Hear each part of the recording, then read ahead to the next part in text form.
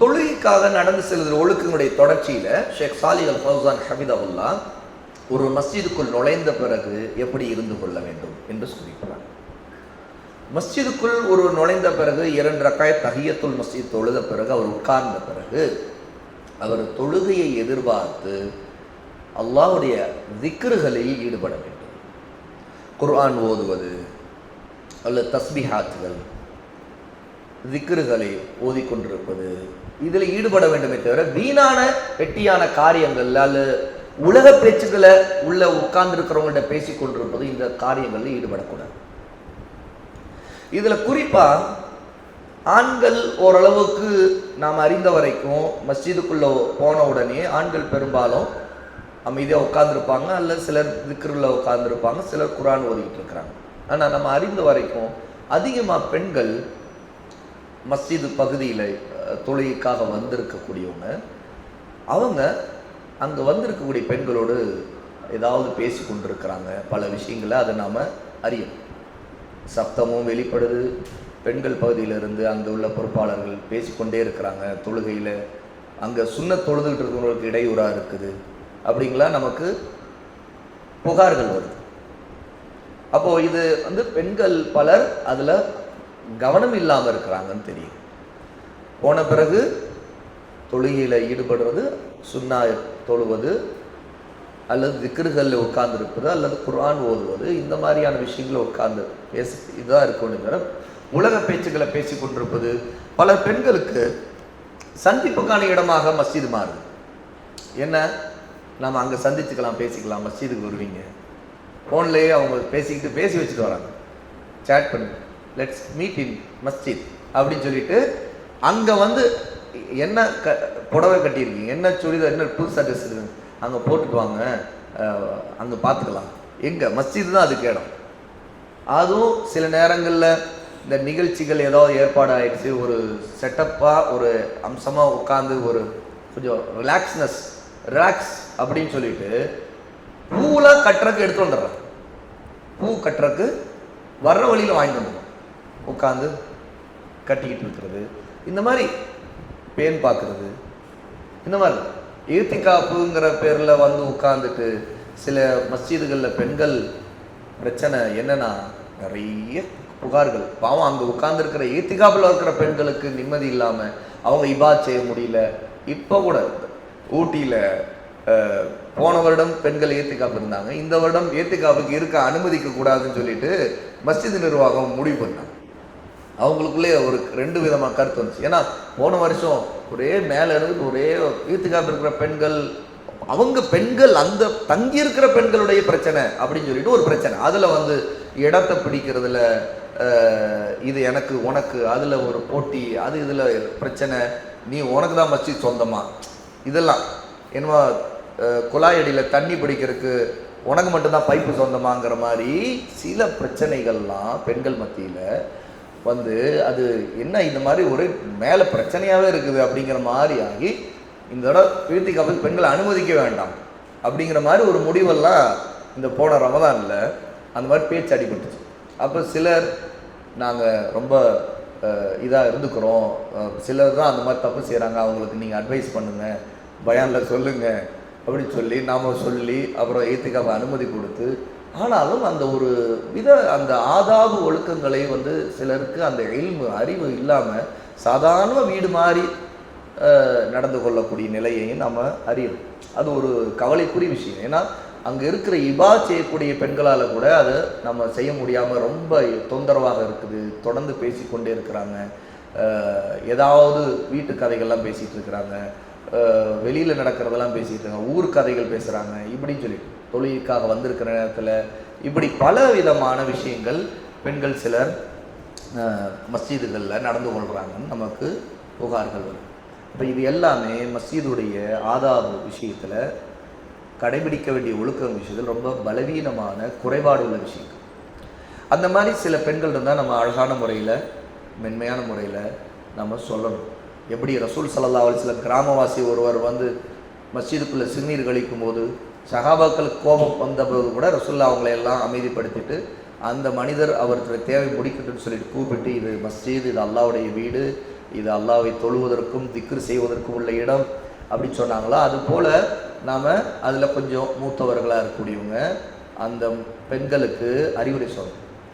அதே மாதிரி அப்படி வரக்கூடிய சில பெண்கள் பூக்கள் வச்சுக்கிட்டு வர்றது, நறுமணம் பூசி கொண்டு வர்றது, கூடுதலாக அலங்காரங்கள் செய்துட்டு வர்றது, அதிகமான அலங்காரங்கள் லிப்ஸ்டிக் போட்டுக்கிட்டு அது பண்ணிக்கிட்டு வர்றது, இந்த மாதிரியான காரியங்களை சில பெண்கள் செய்கிறாங்க. அப்போ இது எல்லாமே ஒரு ஒழுக்க குறைபாடு, மஸ்ஜிதோடு உள்ள விஷயங்களில் ஒழுக்க குறைபாடுங்கிறத அங்கே இருக்கக்கூடிய பெண்களில் இருக்கக்கூடிய கல்வி உள்ளவங்க, இல்மு உள்ளவங்க அந்த விஷயங்களில் அவங்களுக்கு எடுத்து சொல்லணும். பிள்ளைகளுக்கும் சொல்லிக் கொடுக்கணும், மஸ்ஜிதுக்குள்ளே ரொம்ப கண்ணியத்தை நம்ம காக்கணும் அப்படின்னு சொல்லிட்டு. அப்போது தொழுகைக்காக ஒருத்தர் இருத்தல்ங்கிறது அந்த ஒழுக்கங்களை கடைபிடிக்கும். ரசூல் ஸல்லல்லாஹு அலைஹி வஸல்லம் தொழுகைக்காக வந்த ஒருத்தர் உட்கார்ந்து இருக்கும்போது கைகளை இப்படி கோர்த்து கொண்டு உட்கார்ந்ததை ரசூலை தடுத்தாங்க. கைகளை இப்படி கோர்த்து கொண்டு உட்கார்ந்துருக்காங்க. மற்ற நேரங்கள் இது அனுமதிக்கப்பட்டது. மஸ்ஜிதில் தொழுகைக்காக காத்திருக்கும் போது கைகள் இப்படி கோர்த்து கொண்டு இருக்கிறார். ரசூலை சொன்னாங்க, இதா கான அஹதுக்கும் ஃபில் மஸ்ஜிதி ஃபலா யுஷப்பிகன், உங்களில் ஒருத்தர் மஸ்ஜிதில் அமர்ந்திருக்கும் போது உங்களுடைய கை விரல்களை கோர்த்து கொள்ள வேண்டாம். ஏனென்றால் இப்படி கை விரல்களை கோர்த்து கொள்வது ஷைத்தானிடமிருந்து உள்ளது. இது மற்ற நேரத்தில் அனுமதிக்கப்பட்டது தான். ஆனால் தொழுகைக்காக உட்கார்ந்துருக்கும் போது நாம் ஒன்று கைகளில் நம்ம அதுக்காக தஸ்பீஹுகளை செய்து கொண்டிருக்கலாம், அல்லது அமைதியாக கைகளை தனித்து வைத்திருக்கணும், கோர்த்து கொள்ளாமல் தனித்து வைத்திருக்க வேண்டும் அப்படிங்கிற ஒரு ஹதீஸ் இடம்பெறுது. ஷேக் சாலிஹ் அல் ஃபௌசான் ஹாஃபிதஹுல்லா இந்த ஹதீஸையும் அவங்க பாடத்தில் கொண்டு வராங்க. மௌலா அபு சயீத் அல் குத்ரி ரலியல்லாஹு அன்ஹு இந்த ஹதீஸை, அதாவது அபு சயீத் அல் குத்ரி ரலியல்லாஹுடைய அடிமை இந்த ஹதீஸை அறிவிக்கிறாங்க. முஸ்னத் அஹ்மதில் 11385வது செய்தியாக இடம்பெறுது. அப்போது தொழுகைக்காக காத்திருக்கும் போது ஒருத்தர் உலக பேச்சுக்களை பேசக்கூடாதுங்கிறது இதுல நோக்கம். வேறு விஷயங்களை ஈடுபட்டு கொண்டிருப்பது, வியாபார விஷயங்களை பேசி கொண்டிருப்பது. இன்று ஒரு வழக்கு வந்துருச்சு. என்னென்ன தொழுகைக்காக ஏற்கனவே காத்து கொண்டிருந்தா அல்லது வேற வேலைகளுக்காக கொஞ்சம் முன்னாடி வந்திருந்தா மொபைல் எடுத்து அதில் ஃபேஸ்புக்கோ வாட்ஸ்அப்போ பார்த்து கொண்டிருப்பது, சேட் செய்துட்டு இருக்கிறது. இதுவும் இன்னொரு குறுக்கு வழி. பேசாமல் இருக்கிறோம், உலக பேச்சுக்களை பேசக்கூடாது அப்படின்னு சொன்னால் அங்கே அல்லாஹ்வுடைய அதுக்கார் திக்ர்களை ஈடுபடணும். சிலர் இருக்கிறாங்க, உதாரணம் மொபைல் எடுப்பாங்க, அவங்க குர்ஆன் ஓதிக்கிட்டு இருப்பாங்க, மொபைலில் ஆப்பிள் மூலமாக குர்ஆன் ஓதி கொண்டிருப்பாங்க. அது தவறு இல்லை. குர்ஆன் ஓதி கொண்டிருப்பாங்க, துவாக்கள் மனப்பாடம் பண்ணிகிட்டு இருப்பாங்க, அதுக்கார்கள் சபாஹ் மசா காலை மாலை அதுக்கார்கள் ஓதி கொண்டிருப்பாங்க. இது பிரச்சனை இல்லை. ஆனால் மொபைல் எடுத்து வச்சுட்டு அதில் ஏதாவது ப்ரௌஸ் பண்ணிகிட்டு இருக்கிறது, ஏதாவது சேட் பண்ணிகிட்டு இருக்கிறது, இந்த மாதிரியான காரியங்கள் எல்லாமே அது ஒழுக்க குறைபாடில் உள்ளது தான். இதெல்லாமே நம்முடைய நன்மைகளை தின்னக்கூடியது. இது நெருப்பு விறகத்துங்கிறத போல நமக்கான நன்மைகளை இந்த காரியங்கள்லாம் தின்று விடும். ஹதீஸ்களில் அபூ ஹுரைரா ரலியல்லாஹு அன்ஹு அறிவிக்கக்கூடிய ஒரு ஹதீஸ் சஹீஹ் முஸ்லிம் 649வது ஹதீஸாக இடம்பெறுது. லா யஸாலுல் அப்து ஃபீ ஸலாத்தின் மா கான ஃபீ முஸல்லாஹு யன்தஸிரு ஸலாத, ஒரு அடியார் தொழுகைக்காக காத்திருக்கும் வரை அவர் தொழுகையில் தான் இருக்கின்றார். தொழுகை காத்திருக்க தொழுகையில் இருக்கிறார். அதாவது அவருடைய நிலை என்னன்னு கேட்டால் அல்லாஹ்விடம் அதற்கான கூலி கிடைக்கும். தொழுகையிலேயே இருக்கிறது போல அவர் இருக்கிறார். இப்போ அவர் இப்படி இருக்கிறதுனால வத்தகூலுல் மலாயிகா, மலக்குகள் அல்லாஹ்விடம் பிரார்த்தனை செய்வார்கள். என்ன தெரியுமா? அல்லாஹும்ம ஃபிர் லஹு, அல்லாஹும்மர்ஹம்ஹு, அல்லாஹ்வே இவரை நீ மன்னித்து விடு, இவர் மீது கருணை காட்டு.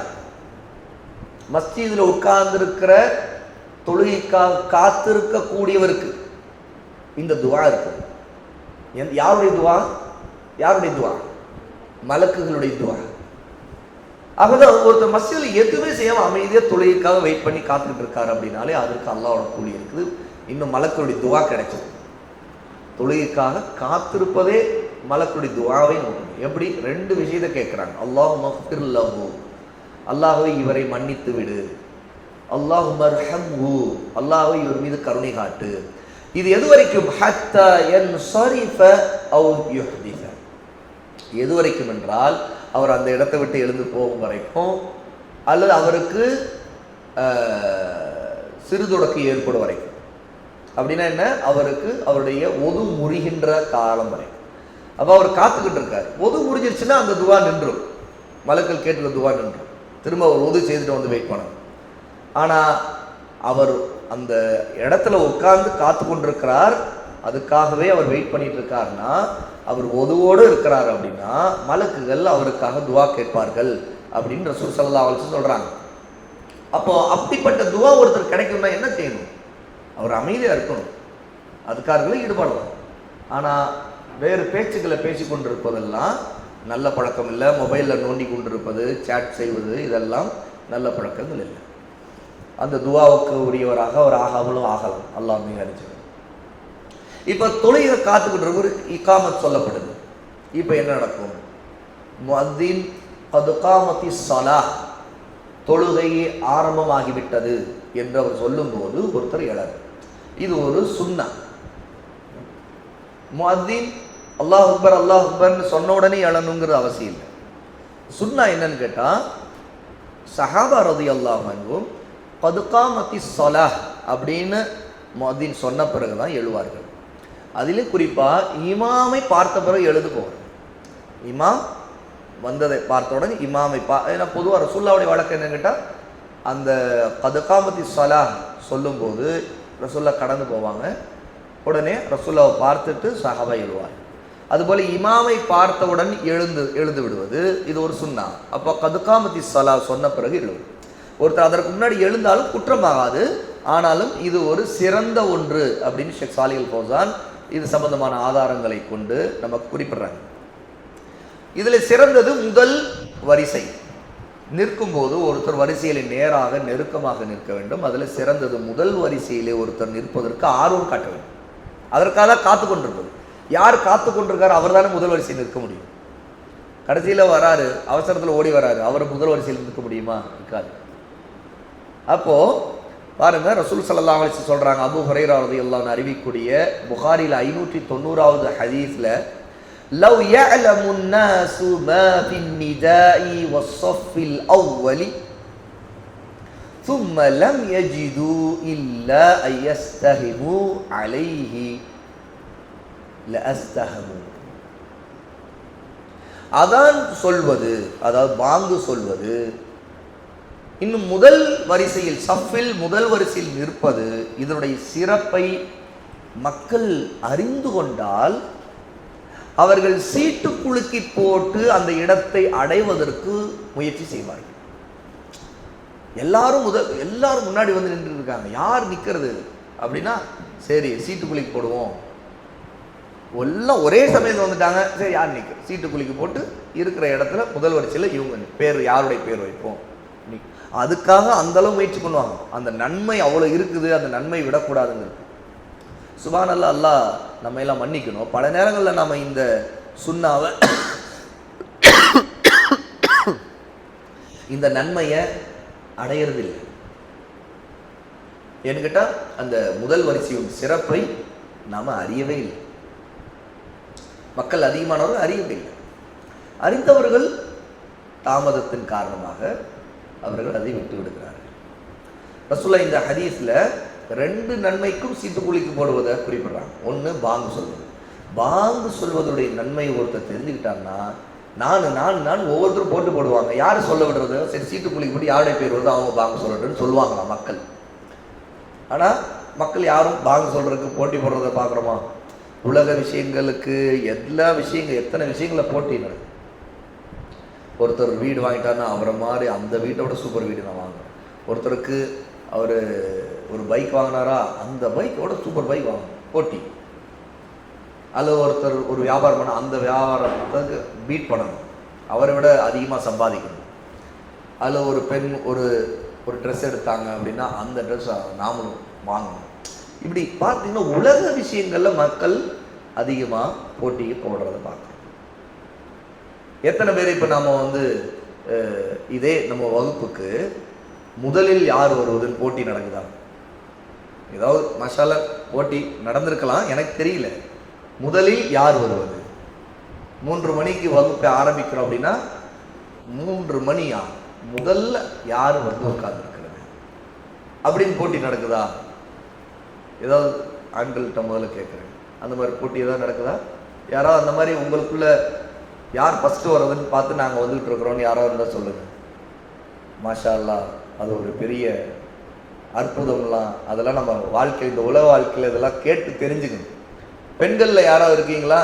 யார் ஃபஸ்ட்டு வர்றதுன்னு நாங்கள் போட்டி போட்டு வந்துக்கிட்டு இருக்கிறோம்.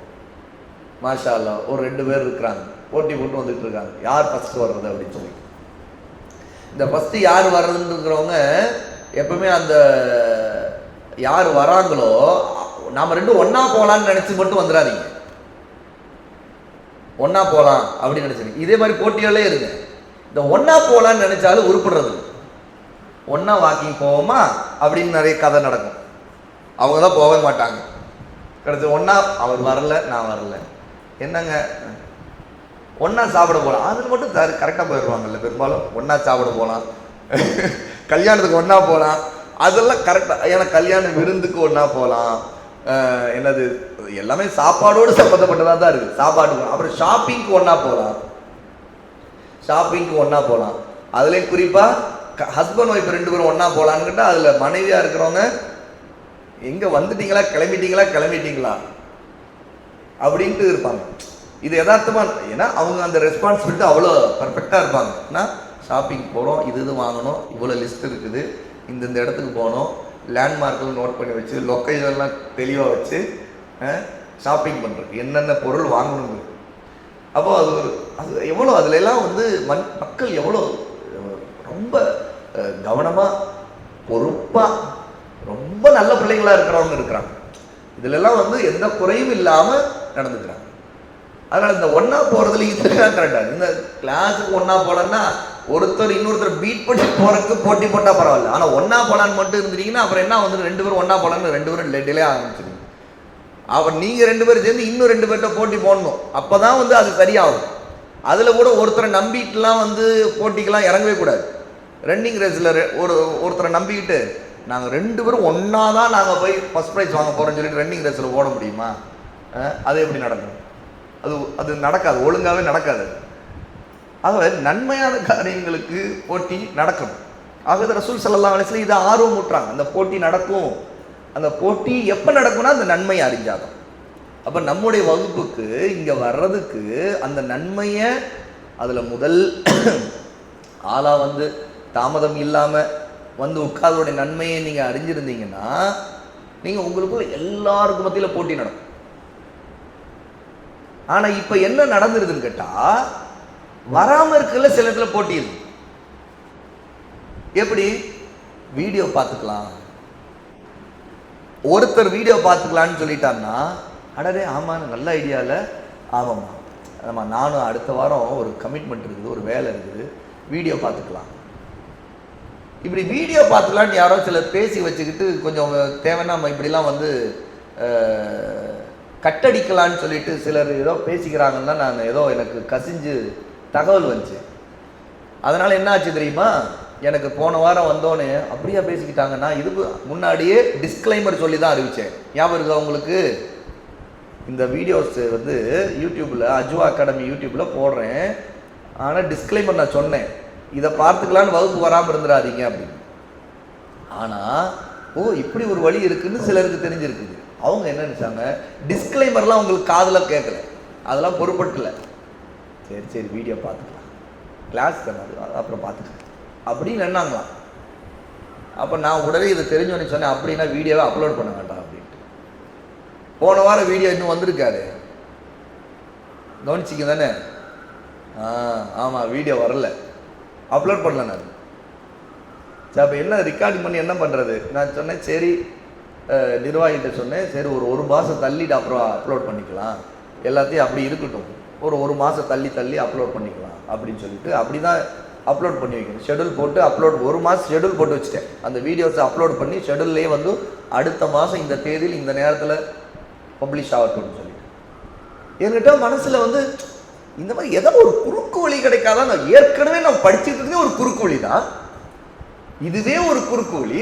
பார்ட் டைம் வாரத்தில் ஒரு 2 மணி நேரம் தான். உண்மையாக பார்த்தா நீங்கள் வர்றதில் தாமதமாகி நீங்கள் போகிறதுல சீக்கிரமாக போய் நடுவில் இருக்கிற என்னது தொழுகைக்கும் சாயாவுக்கும் கடிக்கிறதுக்கும் குடிக்கிறதுக்கும் எல்லாம் அந்த நேரம்லாம் போய் ரவுண்டாக பார்த்தா ஒரு 2 மணி நேரம் தான் நம்ம படிப்போம்னு நான் நினைக்கிறேன். அதான் உண்மை. வீடியோஸுடைய ரெக்கார்டிங் டைமை பார்த்தா அதான் தெரியுது. அப்போ 2 மணி நேரமே ஒரு குறுக்கு வழியில் ஏதோ ஷார்ட் வழியில் நம்ம வந்து மார்க்கத்தை ஷரியத்தை பிக்குக அக்கீதாவை கொஞ்சம் கொஞ்சமாக படிச்சுக்கிட்டு இருக்கிறோம். இதில் வேற இந்த போட்டி. அப்புறம் சிலர் மக்கள்கிட்ட சிலர்கிட்ட என்ன தெரியுமா, ஆர்வம் அதிகமானதுக்கு என்ன அடையாளம் இப்போல்லாம் எப்படி மாறி போச்சு பாருங்க உலகம். சுபானல்லாம் நீங்கள் போறீங்கல்ல, நீங்கள் வந்து நோட்ஸ் எடுத்து வருவீங்க, நீங்கள் நல்லா நோட்ஸ் எடுப்பீங்களே மாஷா அல்லா. நானே பக்கத்தில் உங்களை பார்த்தா நான் எழுதுவேன். எப்படி நீங்கள் பக்கத்தில் நீங்கள் நம்பர் அப்படி நோட் பண்ணுவீங்களே, நான் உங்கள்கிட்ட இருந்து பார்த்து எழுதிக்கிறேன். நீங்கள் பக்கத்து வீட்டுக்காரன்னா நான் உங்கள்கிட்ட நம்ம சந்திச்சு நம்ம வந்து குரூப் ஸ்டடி பண்ணுவோம், பெய்டு ஸ்டடி பண்ணுவோம். உட்காந்து அவங்க 2 தோழிகள் சேர்ந்து ஒன்றா படிப்பாங்க, 2 பேர் சேர்ந்து ஒன்றா படிப்பாங்க, பெய்டு ஸ்டடி பண்ணுவோம், இல்லை குரூப் ஸ்டடி பண்ணுவோம். எதுக்கு வர முடியல அதனால. இப்போ இந்த மாதிரி வந்து காலங்களில் இப்போ நமக்கு என்னன்னா, அவங்க வராமல் இருக்கிறதுக்கு வராவிட்டாலும் இல்மு கிடைச்சிடணும். எப்படி கிடைக்கணும்? இப்படிலாம் கிடைச்சிடணும். வீடியோ பார்த்துக்கலாம், இந்த பக்கம் நோட்ஸ் எடுத்துட்டு வந்துட்டீங்கன்னா உங்கள்கிட்ட கேட்டுக்கலாம். இப்படி அவர் சரி எதுவுமே கிடையாது. புக்கு தந்துட்டாங்களா இல்லையா, அங்கேருந்து போகணும். புக்கு தந்தாங்களா, ஏதாவது இன்னும் உஸ்தாது இன்னும் தரவே இல்லையா, எப்போ தான் தருவாங்க. ரொம்ப ஆர்வமாக இருக்குது, புக்கு படிக்க ரொம்ப ஆர்வமாக இருக்குது. ஆனால் இங்கே வந்து உட்கார்ந்து படிக்க அந்த ஆர்வம் இல்லை. நிறைய பேர்கிட்ட இந்த மாதிரி சில மனநிலைகள் இருக்குது. அப்போ அது ஒரு நல்ல விஷயம் இல்லை. ஆகவே போட்டி வந்து முதல்ல வர்றதுக்கு போட்டி போடுங்க, சீக்கிரமாக யார் முதல்ல வந்தாங்க அப்படின்னு போட்டி போடுங்க. அதில் நோட்ஸ் யார் அதிகமாக நோட்ஸை தவறாமல் எழுதி வச்சிங்க அதில் போட்டி போடுங்க. அது ரிவிஷன் பண்ணுறதை போட்டி போடுங்க. உங்களுக்குள்ளே அதை பற்றி டிஸ்கஸ் பண்ணுறதுல போட்டி போடுங்க. பல நல்ல விஷயங்கள்லாம் அந்த மாதிரி போட்டி போடணும். வகுப்புக்கு வராமல் இருக்கிறதுக்கு அல்லது ஏதாவது அதுக்கு போகணும் இதுக்கு போகணும் அப்படிலாம் சொல்லி பல நேரங்களில் தவறாமல் இருக்கிறது இருக்குது, தவறுவது இருக்குது. அது ரொம்ப சிறந்தது இல்லை. அப்போது முதல் வரிசையில் தொழுகைக்காக ஒருவர் போய் நிற்பது ஒரு சிறந்த விஷயம். ஹைரு சுஃபூஃபி ரிஜாலி அவ்வலுஹா ரசூலுல்லாஹ் சொல்கிறாங்க. அபூ ஹுரைரா ரலியல்லாஹு அன்ஹுடைய ஹதீஸ், சஹீஹ் முஸ்லிம் 440வது ஹதீஸ். ஆண்களுடைய வரிசைகளில் சிறந்தது முதல் வரிசை தான். இதுலேயும் அவர் ஏன் சிறந்த வரிசை? இமாமுக்கு அருகில் அவர் நிற்பவராக இருப்பார். இமாமுக்கு அருகில் நிற்பவர் தான் அவர்தான், அதாவது மார்க்கத்தை கற்றுக்கொள்வதிலும் அல்லாஹ்வை தொழுவதிலும் முன்னிலை வைக்கிறார், இல்மு தேடுவது. இமாமுக்கு அருகில் இருப்பவர்களே குறிப்பா ரசூல் ஸல்லல்லாஹு அலைஹி வஸல்லம் இல்மு அதிகமா இருக்கிறவங்க முதல்ல நில்லுங்கன்னு சொன்னாங்க. பாருங்க, லியலினி மின்கும் ஊலுல் அஹ்லாமி வன்னுஹா, உங்களில் இல்முள்ளவர்கள் அறிவுள்ளவர்கள் எனது அருகில் நிற்கட்டும் அப்படின்னு ரசூலுல்லாஹ் சொன்னாங்க. தான் இமாம செய்யணும். அவதான் ரசூலுல்லாஹ்வுக்கு பின்னாடி பக்கத்திலே ஃபர்ஸ்ட் அபூபக்கர், உமர் போன்ற மிக முக்கியமான மூத்த தோழர்கள்லாம் முதல்ல நிற்பாங்க. அப்போ எப்பவுமே நம்ம தெரிஞ்சுக்கணும், நமக்கு நம்ம இமாமுக்கு பின்னாடி இருக்கிறது நல்லோர்களுடைய பண்பு, இல்மு உள்ளவர்களுடைய பண்பு. அவங்க நாம் அந்த இடத்தை அடைவதற்கு முயற்சி செய்யணுங்கும் போது அது வெறும் தொழுகையில் மட்டும் இல்லை, முதல் வரிசை அடைவதில் மட்டும் இல்லை, நம்ம இல்முள்ளவர்களாக இருக்கணும். ரசூலுல்லாஹ் காலத்தில் இருந்திருந்தா இல்முள்ளவர்கள் என் பக்கத்தில் நிற்கட்டும் ரசூலுல்லாஹ் சொல்றாங்களே, அப்போ நம்ம அந்த இல்முள்ளவர்களை போல நம்ம இல்மு தேட வேண்டும் அப்படின்னு நினைக்க வேண்டும்.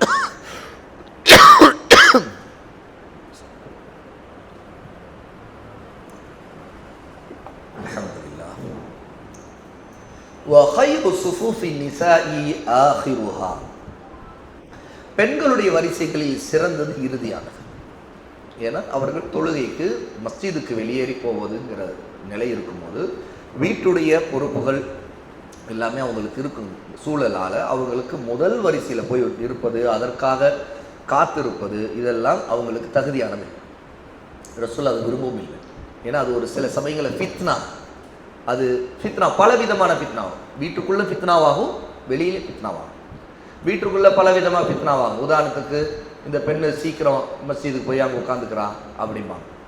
அது சில சமயங்களில் பொறுப்புகளை இவங்க நிறைவேற்ற முடியாமல் போகலாம். கணவர் எங்கள் மனைவியை காணாதுன்னா இவருக்கு முன்னாடி அந்த பெண்ணு போய் மஸ்ஜிதில் உட்காந்துருந்தா எப்படி இருக்கு? இவர் மனைவி, கணவர் எங்கே எங்கே அப்படின்னு தேடினா ஒரு தொழுகைக்கு அப்படின்னு சொல்லிட்டு மஸ்ஜிதில் முதல்ல போய் முதல் சப்பில் காத்துக்கிட்டு இருக்கிறார் அப்படின்னா நல்லா இருக்கார். கணவர் இங்கே தான் இருக்குது, அவர் தான் முதல் சப்புக்கு போகணும். ஆனால் இவங்க அப்போ தலைகளாயிடுச்சு. அப்போது வீட்டுடைய பொறுப்புகள், பிள்ளைகள், மற்ற கடமைகள், கணவரோட உள்ள வாழ்க்கை நிலவரங்கள், இதில் எல்லாம் நிறைய குறைபாடு. அது அந்த ஃபித்னா. அதாவது சீக்கிரமாக மஸ்ஜிதுக்கு கிளம்பிடுறது அது கூடாது. கடைசி வரிசையாக இருந்தால் பிரச்சனை இல்லை, அதுதான் சிறந்ததும் கூட அப்படின்னு ரசூலுல்லாஹ் குறிப்பிட்றாங்க. சில சமயங்களில் மஸ்ஜிதுக்கு சீக்கிரம் போவதனால பெண்கள் சில நேரத்தில் உட்கார்ந்துக்கிட்டு பேசி கொண்டிருப்பது, அல்லது சில நேரத்தில் அதனால் ஆண்களுக்கு ஃபித்னாவாகிறது. பெண்கள் அதிகமான நேரங்கள் மஸ்ஜித், இப்போது நம்முடைய மஸ்ஜிதுகள் எல்லாம் ஆண்கள் முன்பும் பெண்கள் பின்பும் இருக்கிற சூழல் இருக்கிறது இல்லை பெரும்பாலும். அது இல்லாமல் தடுப்புகள் பெரும்பாலும் இருக்குது. ரசூலுல்லாஹ்வுடைய காலத்தில் தடுப்புகள் கூட இருக்காது. ரசூலுல்லாஹ் மஸ்ஜிதில் ஆண்கள் பெண்கள் பார்க்கும் நிலையில் தான் இருக்கும். அப்போ பெண்கள் முன்னாடி போக மாட்டாங்க, ஆண்கள் முன்னாடி இருப்பாங்க. ஆண்களுடைய சப்பு முடிகிற கொஞ்சம் தள்ளி பெண்களுடைய சப்பை ஆரம்பித்துக் கொள்வாங்க, தொழுகை ஆரம்பிக்கணும். அப்போது அதில் கடைசியாக ஒரு பெண் வரானா அந்த பெண்ணு வந்து கடைசி சப்பில் நிற்கிறான்னா அவள் கடைசியாக வந்திருக்கான்னு அர்த்தம் அந்த நேரத்தில். அப்போ அதுதான் சிறந்ததுன்னு ரசூலுல்லாஹ் சொன்னாங்க. சீக்கிரம் வரக்கூடாதுங்கிறதுக்காக ரசூலுல்லாஹ் சொன்னது. ஆண்களுக்கு ஏன் அவர்கள் சீக்கிரம் வரணும், அதனால தான் முதல் சப்புடைய சிறப்பு அவங்களுக்கு இருக்குது. அப்போது இந்த நேரத்தில் ரசூலுல்லாஹ்வுடைய காலத்தில் இருந்த சூழல் நமக்கு இங்கே இல்லை. பெரும்பாலும் தடுப்புகள் இருக்குது, அல்லது மேல் மாடியில் பெண்கள், கீழே வந்து ஆண்கள், இப்படிய அமைப்பில் வழி தனித்தனியாக இந்த மாதிரிலாம் சூழல் இருக்குது. ஆனால் ரசூல் ஸல்லல்லாஹு அலைஹி வஸல்லம் காலத்தில் தடுப்புகள் எதுவும் இல்லாத சூழலும் போது அந்த ஃபித்னா அதிகரிக்க வாய்ப்பு அதிகமாக இருந்துச்சு. சரி, ஆணும் பெண்ணும் அதிகமாக பார்க்கக்கூடிய சூழல்லாம் இருந்துச்சு. ஆனால் சஹாபா பார்வையை தாழ்த்தி கொண்டு இருக்கிற சூழல் இருக்குது. இப்போ பார்வை தாழ்த்தி கொண்டு பெண்கள் இருக்கிறாங்க, பார்வை தாழ்த்துக்கிற நிலையை கூட ஒரு சில நேரத்தில் ஆண்களுக்கு ஒரு நெருக்கடியையும் சூழ்நிலை ஒரு வித குழப்பத்தையும் ஏற்படுத்த வாய்ப்பு இருக்குது. ஆகவே ரசூல் ஸல்லல்லாஹு பெண்களுடைய சப்பை எப்பவுமே கடைசியாக இருக்கட்டும் என்று விரும்பினாங்க. அபூ ஹுரைரா ரலியல்லாஹு அன்ஹு அறிவிக்கக்கூடிய இந்த ஹதீஸ் சஹீஹ் முஸ்லிமில் இதெல்லாம் இடம்பெறுது. அதே மாதிரி வரிசைகளை எப்போது நேராக நெருக்கமாக ஆக்கிக்கொள்ளணும். தோல் புஜத்தோடு பாதங்கள் ஒருத்தருடைய பாதம் நெருக்கி நிற்கும் நிலையில் இருக்க வேண்டும். ரசூலுல்லாஹி ஸல்லல்லாஹு அலைஹி வஸல்லம் எப்போதும் சொல்லுவாங்க, இமாமத்துக்காக நின்ற உடனே சவ்வு சுஃபூஃபக்கும், உங்களுடைய வரிசையை சரி செய்யுங்கள், நேராக்குங்கள். ஃபஇன்ன தஸ்ஃபியத ஸுஃபூஃபி மின் இகாமத்தி ஸலாஹ், நிச்சயமாக வரிசையை சரி செய்வது தொழுகையை நிலைநிறுத்துவதில் அடங்கும், பரிபூர்ணப்படுத்துவதில் அடங்கும். ஒரு தொழுகை பரிபூர்ணம் அடைவது ஜமாஅத்துடைய தொழுகை சஃப்பு சரியாக இருப்பதில் தான் பரிபூர்ணம் இருக்குது. ஆக ரசூலுல்லாஹி ஸல்லல்லாஹு அலைஹி வஸல்லம் அதை ஆர்வப்பட்டாங்க. அனஸ் ரலியல்லாஹு அன்ஹு அறிவிக்கிற இந்த ஹதீஸ் புகாரியில் 723 ஹதீஸாக இடம்பெறுது. இன்னும் ரசூலுல்லாஹ் எச்சரிக்கையும் செய்தாங்க, லா துஸவ்வுன்ன ஸுஃபூஃபக்கும் அவ் லா யுகாலிஃபன்னல்லாஹு பைன வுஜூஹிக்கும், உங்களுடைய வரிசைகளை நீங்கள் சரி செய்து நேராக்கி கொள்ளுங்கள், இல்லை என்றால் அல்லாஹ் உங்களுக்கு மத்தியில் கருத்து வேறுபாடுகளை உண்டாக்கி விடுவான் அப்படின்னு ரசூலுல்லாஹ் சொன்னாங்க. நுஅமான் இப்னு பஷீர் ரலியல்லாஹு அன்ஹு அறிவிக்கக்கூடிய இந்த ஹதீஸ் புகாரில் 717வது ஹதீஸாக இடம்பெறுது. சஹீஹ் முஸ்லிமிலையும் 436வது ஹதீஸாக இடம்பெறுது. அப்போது வரிசையை சரி செய்வதுனாவே தோளோடு தோல் ஒட்டி நிற்பது, குதிங்காலோடு குதிங்கால் சேர்ந்து நிற்பது, சரியா, அதான் பாதம் நெருங்கி இருப்பது. அப்போது இந்த முறையை கடைபிடிக்கும் போது பலர் என்ன செய்கிறாங்க, குதிங்காலோட குதிங்காலை அதிகமாக சேர்க்கறதுக்காக விரிக்கிறாங்க. இந்த விரிக்கும் போது என்ன ஆகுதுன்னா தோல் புஜம் விலகுது. அப்போ எப்படி ரெண்டும் ஒரு சமநிலையாக தான் இருக்குது. ஒரே அடியாக கால்களை விரிக்கிறது மூலமாக தோல் புஜம் சேராது, ஏன்னா அந்த அகலத்தை அதிகப்படுத்திடுறாங்க ஒருத்தர். ஆகவே தேவையான அளவு உடம்புடைய அளவுக்கு தேவையான அளவுக்கு தோல் புஜம் நெருங்கி இருக்கும் விதமாக ஒட்டி இருக்கும் விதமாக அந்த கால்களை பக்கத்தில் இருப்பவருடைய குதிகாலோடு குதிகால் சேர்ந்து கொள்ளணும், நெருக்கி நிற்க வேண்டும். இதுதான் இமாமுக்கு பின்னாடி தொழக்கூடியவர்கள் இந்த நிலையில் நிற்கும்போது தான் இடைவெளிகள் அடையும், கேப்ஸ். ரசூல் ஸல்லல்லாஹு அலைஹி வஸல்லம் சுத்துல் ஹலல், உங்களுடைய இடைவெளிகளை அடையுங்கள் அப்படின்னு சொல்லியிருக்காங்க. அப்போ இடைவெளி எப்படி அடைக்கிறது? இப்படிதான் அடையும். இப்போ ஷோல்டர், குதிங்கால் ரெண்டுமே நெருங்கி இருந்தால், ஒட்டி இருந்தால் அப்போது இடைவெளிகள் அடைஞ்சிடும்.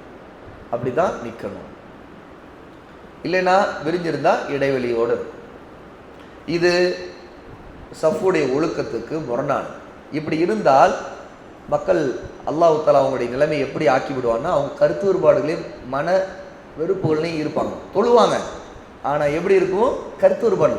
இன்னைக்கு அதை நல்லா பார்க்கணும். நம்முடைய உம்மத்தில் உள்ள கருத்து வேறுபாடுகளுக்கு இந்த ஒரு முசீபத் காணும். பெரும்பாலும் நிறைய தொழுகைகளில், மஸ்ஜிதுகளில் இந்த சஃபு ஒழுக்கங்கிறது ஒன்று இல்லாமல் போச்சு. அதிலும் குறிப்பாக மதுஹபு மக்கள் சுத்தமாகவே இதை பற்றி இல்மில்லாதவர்களாக இருக்கிறாங்க. அவங்களுடைய பள்ளிவாசல் பேச்சாளர்கள், இமாம்கள் அவங்களும் அதை பற்றியே சொல்கிறதே இல்லை. அதனால் நாம் நெருங்கினா கூட அவங்க விளைவிக்கிறாங்க இப்படின்னு. இது அவங்கள்ட்ட ரொம்ப வழக்கமாகிடுச்சு. குதிங்கால்களை ஒட்ட விடுறதில்லை. இதனால் தோல் புஜமும் ஒழுங்க ஓட்டுறதில்லை, நல்லா தள்ளி தள்ளி நிற்கிறாங்க. ஷேக் சாலிஹ் அல் உஸைமீன் ரஹிமஹுல்லா அவர்களிடம் கேட்கப்பட்டுச்சு, இந்த மாதிரி ஒருவர் என்னை விட்டு ஒருத்தர் விலகி நிற்கிறார், அப்போது நான் அவரோட ஒட்டி நிற்க வேண்டும் என்பதற்காக நான் என்னுடைய உடம்பை கொஞ்சம் அதற்காக சரி செய்து நான் அவரோட கொஞ்சம் நெருங்கி நெருங்கி நிற்கலாமா? அப்போ சொன்னாங்க, அது சுன்னாவுக்கு முரணானதுன்னு சொன்னாங்க ஷேக் உஸைமீன். ஏன் அப்படின்னு கேட்டால், அவர் தவறு செய்கிறார், நீங்கள் அது போல செய்தீங்கன்னா நீங்கள் இன்னொரு பக்கம் விலக வேண்டியதாக வரும். பொதுவாக சஃபில் நிற்கக்கூடிய அந்த ஒழுக்கங்களில் எந்த பக்கம் நெருங்கி நிற்க வேண்டும்ங்கிறதுக்கு ஒரு ஒழுக்கம் இருக்கு. முதல்ல இமாமுக்கு பின்னாடி நிற்கிறவர்கள் இருந்து தான் ஆரம்பிக்கும். இமாமுக்கு பின்னாடி நேராக இருக்கிறவர், அவர் இமாமுக்கு நேராக இருப்பார், அவரிலிருந்து தான் கணக்கு, இமாமிலிருந்து கணக்கு. அப்படி ஒவ்வொரு சஃப்புக்கும் இமாமுக்கு பின்னாடி இருந்து வரக்கூடியவர் தான் கணக்கு. ஏன்னா சஃப்பு ஆரம்பிக்கும் போது இமாமுக்கு நேரில் ஆரம்பிக்கும். இப்போ ஆரம்பிக்கிறவர் இமாமுக்கு பின்னாடி ஒருத்தர் நிற்கிறார். வழக்கமாக பொதுவாக மஸ்ஜிதுகளை முஅத்தின் நிற்பார், ஏன்னா அவர் தான் இகாமத் சொல்லுவார், அதனால அவர் நிற்பார். அப்போது அவர் தான் நடுவில் நிற்கிறவர்னு வைங்க. நாம ரெண்டாவது சஃப்பில் நாமளே நிற்கிறோம் அப்படின்னா, இப்போ நாம் நேராக நின்றுடும். வரக்கூடியவர்களில் வலது பக்கம் இடது பக்கம் நிற்கக்கூடியவங்க எப்படி நிற்கணும்? நிற்கக்கூடியவருக்கு வலது பக்கம் இருக்கிறவர்கள், அதாவது இமாமுக்கு நேராக வலது பக்கம் இருக்கிறவங்க இடது பக்கம் நெருங்க வேண்டும். அடுத்து வரார், இடது பக்கம் நெருங்கி நிற்கும். அடுத்து வரார், இடது பக்கம் நெருங்கி நிற்கும். இப்போ இடது பக்கம் நிற்கிறாங்க, அவங்க வலது பக்கம் நெருங்க வேண்டும். ஒருத்தர் வர, அவர் வலது பக்கம், அதாவது இமாமுக்கு நேரம் வலது பக்கம் நெருங்கி நெருங்கி நெருங்கி நிற்கும். இப்போ ஒருத்தர் நின்றுருக்கார், அவர் இமாமுக்கு வலது பக்கம், ஆக இடது பக்கம் நெருங்கி நின்றார். இப்போ நிற்கிறவர் விலகி நிற்கிறார் அப்படின்னா அவருடைய பாவம் அது. நாம அதை சரி செய்யறதுக்காக கொஞ்சம் விலகணும்னா இந்த பக்கம் இடது பக்கம் விலகணும். ஆகவே அடுத்தடுத்து வரக்கூடியவங்க இப்படி இருக்கிறாங்க, இதுதான் நடுவிரல்ல, இதுதான் இமாமுக்கு நேராக உள்ள ஒரு மனிதர் அப்படின்னா இப்படி இருக்கிறாங்க. இப்போ நடுவிரல் இருக்குது. இப்போ இந்த பக்கம் 2 பேர் வராங்க. இந்த 2 பேர் நேரா இந்த நடுவில் இருக்கிறாரு இமாமுக்கு நேரா, இவரோடு இப்படி நெருங்குவ நிற்கும். இவரும் என்ன செய்யும், இவரும் இப்படி நிற்கும். அப்போ இவங்கெல்லாம் வலது பக்கம் இருக்கிறவங்க இடது பக்கம் நெருங்கணும். இந்த பக்கம் இவங்க இடது பக்கம் இருக்கிறவங்க, இவங்க வலது பக்கம், அவங்களுக்கு வலது பக்கம் தான், வலது பக்கம் நெருங்கும். இப்போதான் ஒரு முழுக்க சப்பு நெருங்கி இடைவெளி இல்லாமல் இருக்கும். இல்லைன்னா இப்போ ஒருத்தர் இவர் வராரு, இவர் ஒழுங்கா நிக்கலைங்கிறக்கா இந்த பக்கத்தில் இருக்கிறவர் இப்படி அட்ஜஸ்ட் பண்ணுறா இந்த இடத்துல இடைவெளி விழுது. ஆக அது தப்பு. ஷேக் சாலிஹ் அல் உஸைமீன் ரஹிமஹுல்லா சொன்னார்கள், அப்படி செய்யக்கூடாது, அது அவருடைய தவறு, நீங்கள் சுன்னாவுக்கு மாறு செய்யக்கூடாது அப்படின்னு சொன்னாங்க. அப்போ அந்த அவங்களுக்கு நம்ம தொழுகை சில அந்த தவறு செய்கிறவங்களுக்கு முடிஞ்சால் நாம் அவங்கள்ட்ட அழகான முறையில் தொழுகை முடிஞ்ச பிறகு நீங்கள் நெருங்கி நின்றுக்கலாம், கொஞ்சம் நெருங்கி நில்லுங்க எப்போ அப்படின்னு சொல்லிங்க, அந்த சுன்னாவுடைய நன்மை உங்களுக்கு கிடைக்கும்.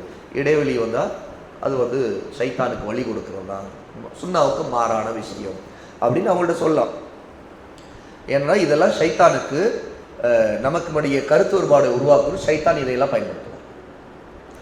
அப்போ இந்த இல்மோடு நாம் தொழுகையில் சரிப்படுத்தி நிற்க வேண்டும் என்பதையும் இந்த இடத்துல கவனத்தில் கொள்ளணும். இது எல்லாமே தொழுகைக்காக ஒருவர் கிளம்பி போய் வீட்டிலிருந்து கிளம்புறவர் மஸ்ஜிதில் தொழுகைக்காக இமாமை பின்பற்றி நிற்கிற வரைக்கும் உள்ள ஒழுக்கங்கள் அப்படிங்கிறத இந்த பாடத்தில் நம்ம அறியும்.